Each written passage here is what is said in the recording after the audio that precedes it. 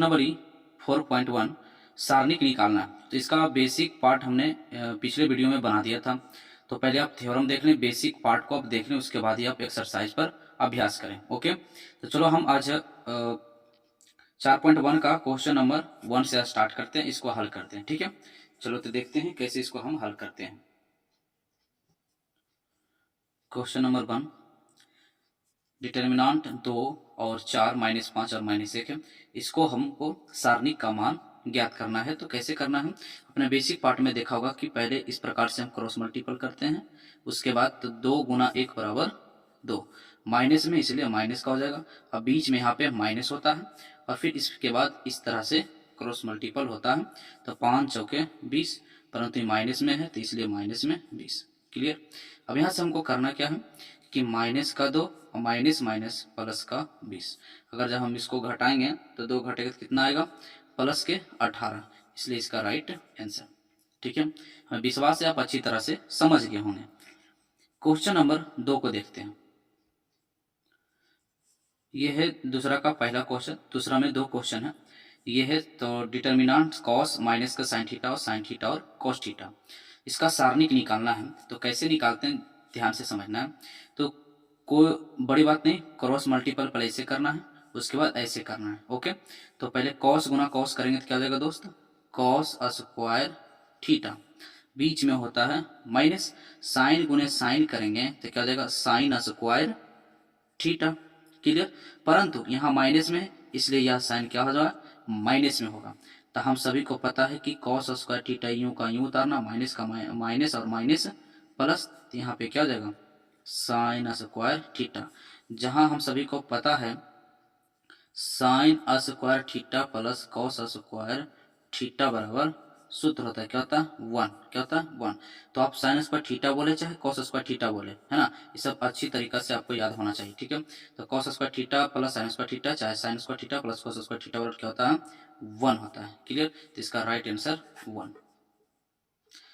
Question number 2 का दूसरा को हल करते हैं। क्वेश्चन नंबर दूसरा का दूसरा क्या है, x square minus x plus 1 और x minus 1 x plus 1 x plus 1। Okay, चलो इसका सारणिक ज्ञात करना है। ठीक है, इसका सारणिक ज्ञात करना है। चलो यहाँ पे ध्यान देना, देखना है इसका सारणिक कैसे ज्ञात होता है। तो यहाँ पे इस प्रकार से है, पहले इस प्रकार से हम गुना कर लेंगे। ओके, तो जब हम गुना कर रहे होंगे तो पहले क्या हो जाएगा, x square minus x plus 1, इसको यूं का यूं उतार लिए और फिर गुना इंटू एक्स प्लस 1। इस प्रकार से पहले गुना हो गया, बीच में क्या होता है माइनस, तो माइनस लगा दिए। फिर इस प्रकार से गुना होगा तो पहले x minus 1 into x plus 1। Okay, अब हमको बारी बारी से इसको क्या करना है, गुना करना है। ठीक है, अब यहाँ से बारी बारी से गुना करते हैं तो पहले इसके तीनों पहले इसके साथ कर लेते हैं, तीनों का गुना इसके साथ करेंगे तो एक्स स्क्वायर गुना एक्स करेंगे तो हो जाएगा एक्स क्यू, सॉरी क्या हो जाएगा, एक्स क्यू हो जाएगा, है ना, एक्स एक्स क्यू।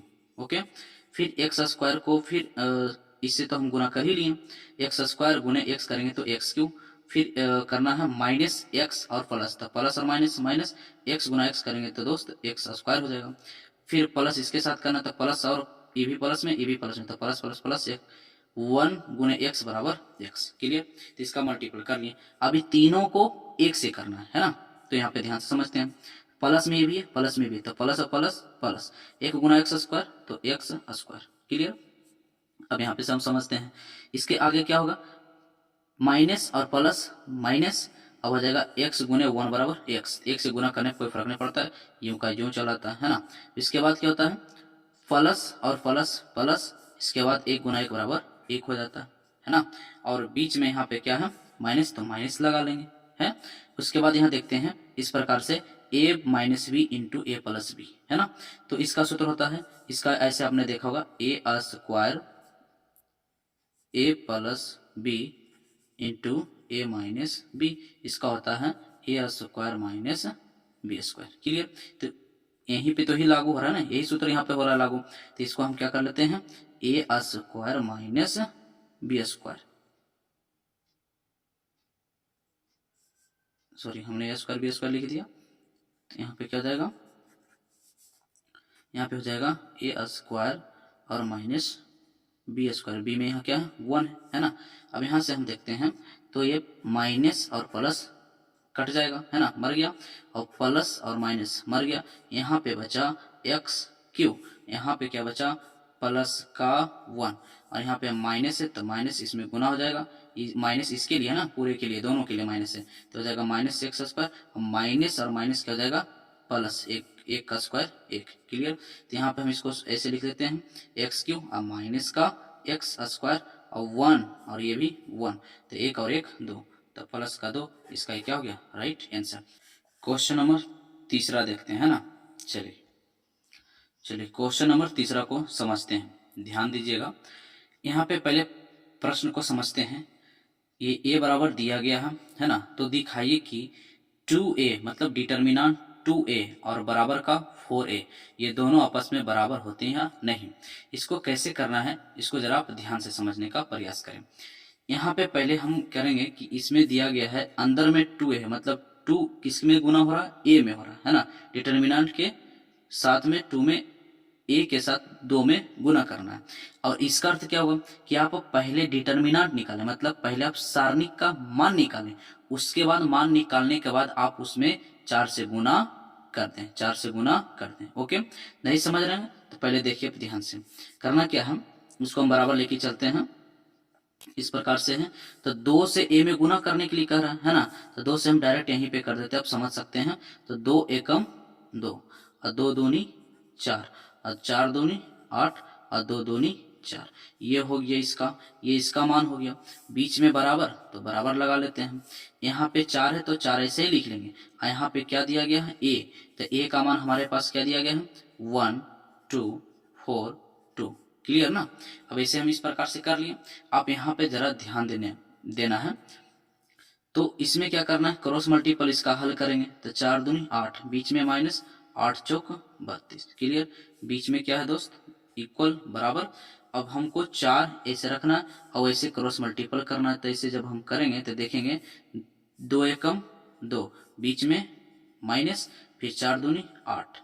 क्लियर, अब यहाँ पे देखते हैं अगर हम घटाएंगे तब माइनस क्या आएगा 24 बराबर। अब इसमें करेंगे 4, अब इस घटाएंगे तो हमारे पास कितना आ जाएगा माइनस का 6, तो यहाँ पे माइनस का 24 और बराबर 6 चौका 24 माइनस का 24, ये देखिए ये बराबर हो गया। क्लियर, हमें विश्वास है आप समझ गए होंगे। ओके, चलो देखना है क्वेश्चन नंबर 4, सेम 3 के जैसा ही है, इसको फिर से एक बार हम समझते हैं। डिटर्मिनेंट 3a, इसका मतलब क्या हुआ कि जो a जो है डिटर्मिनेंट उसमें 3 से a में गुना कर दिया गया है। ओके, और यहाँ पे क्या है 27 इंटू डिटर्मिनेंट a, इसका मतलब ये हुआ कि पहले आप a का डिटर्मिनेंट निकालें, मतलब a का सारणिक निकालें, उसके बाद अंतिम में आपको 27 से गुना कर देना है। ओके, नहीं समझे तो चलो हल करते हैं, देखना है ध्यान से। पहले हम डायरेक्ट यहाँ करते 3 से गुना करते a में, a का मान है, तो यहाँ पे हम ध्यान देना है, हम 3 से गुना 3 एकम 3, 0 गुना 3 बराबर 0, 0 गुना 3 गुना 1 बराबर 3, और 0 गुना 3 0, और 3 गुना 1 3, 3 दूनी 6, और 0 गुना 3 0, और 0 गुना 3 0, और 4 तिहाई 12। क्लियर, यहाँ पर बीच में क्या है दोस्त बराबर है ना, तो बराबर दे दिए। यहाँ पे 27 है तो 27 हमने इसे लिख लिया, और a डिटर्मिनेंट a, तो a का हम मान लिखेंगे यहाँ पर, a का मान 1 0 1 0 1 2 0 0 4। क्लियर, अब इसमें करना क्या है कि हमने एक तो बेसिक बात में बताए थे कि अगर ट्रायंगल बनता है ना, अगर त्रिभुज बनता है तो उसका जो डायगोनल होता है, उसका क्या होता है, जो डायगोनल इसका होता है वही इसका आंसर होता है, हमने बेसिक बात में बताया था। ओके, जो इसका डायगोनल होता है वही इसका आंसर हो जाता है, अर्थात तो ये हो जाएगा 3 तिहाई 9 और बरनमा 8 होतल से, मतलब इसका आंसर 108 इक्वल। ठीक है, इसमें भी देखते हैं कि इसका ट्रायंगल बन रहा है, क्या त्रिभुज बन रहा है। जब त्रिभुज ऐसे बनता है तो हमने बताया था कि इसका विकर्ण बीच वाला जो होता है इसका वही आंसर, क्या गुना कर दो, 4 गुना 1 बराबर 4, परंतु यहाँ पे क्या है 27 है, तो 27 गुणज में है, गुना में तो 27 लिख लो, और गुने इसका पूरा डिटरमिनेंट के आंसर कितना रहा मान, तो 4 है ना, तो इसलिए ये 108 और बराबर यहाँ पे क्या हो जाएगा 27 चौक 78 से 108। बात समझ में रखा। यहाँ पे भैया यहाँ पे 3 गुने 12 करेंगे ना तो कितना आएगा 108 ही तो आएगा। यहाँ पे क्या किए हैं 1 गुने 4 किए हैं, तो हमने डायरेक्ट कर दिया था। ओके, आप समझ सकते हैं। अगर आप नहीं समझे तो कोई बात नहीं है ना, इसको हम परासरण विधि से बताते हैं। ठीक है, अगर आप चाहते हैं कि हम शॉर्ट में ऐसे ही बनाएं तो आप बेसिक वीडियो, मेरा पिछला वीडियो प्लेलिस्ट में जाइए और पिछले का वीडियो आप पहले देखिए है ना, बेसिक बात को आप समझिए, उसके बाद आप एक्सरसाइज पर अभ्यास करें।